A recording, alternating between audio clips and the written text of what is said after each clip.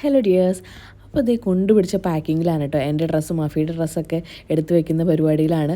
നമ്മൾ പിറ്റേ ദിവസം കോഴിക്കോട് വരെ പോവാണ് കേട്ടോ, ആഫ്റ്റർ ഡെലിവറി ട്രീറ്റ്മെൻറ്റിന് വേണ്ടിയിട്ട്. അതുകൊണ്ട് തലേ ദിവസം തന്നെ പാക്ക് ചെയ്ത് വെക്കുകയാണ്. പിറ്റേ ദിവസം പാക്ക് ചെയ്യാൻ നിന്നിട്ടുണ്ടെങ്കിൽ ഒന്നും നടക്കില്ല എന്നറിയാം. അതുകൊണ്ട് അങ്ങനെ നമ്മൾ ഒരു 9 മണിയൊക്കെ ആകുമ്പോൾ ഇറങ്ങണം എന്ന് വിചാരിച്ചാണ്. പക്ഷെ നടന്നില്ല. 10 മണിയായിട്ട് വീട്ടിൽ നിന്ന് ഇറങ്ങുമ്പോൾ ഉമ്മച്ചിയും അത്തശ്ശിയും നമ്മളെ കൊണ്ടുവിടാൻ വരുന്നുണ്ട്. കാരണം ബേബിനെയും കൂടെ അത്രയും ദൂരം മടിയിൽ പിടിച്ചിരുന്ന് പോകൽ കുറച്ച് ബുദ്ധിമുട്ടായതുകൊണ്ട് അവരും വന്നു കേട്ടോ. അവരും അവിടെ നിൽക്കില്ല, തിരിച്ച് പിറ്റേ ദിവസം തന്നെ അല്ലെങ്കിൽ നമ്മൾ നേരത്തെ എത്തുകയാണെങ്കിൽ കയറി വരാമെന്നുള്ള ഉദ്ദേശത്തിലാണ് കേട്ടോ വരുന്നത്. അങ്ങനെ മലപ്പുറത്തൊരു സ്ഥലത്തെത്തിയപ്പോൾ നമ്മൾ ചായ കുടിക്കാൻ നിർത്തിയതാണ്.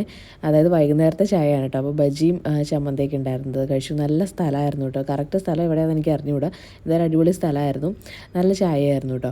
പിന്നെ നമ്മൾ പ്രതീക്ഷിച്ചതിനേക്കാൾ ഒത്തിരി താമസിച്ചിട്ടാണ് ഇവിടെ എത്തിയത്.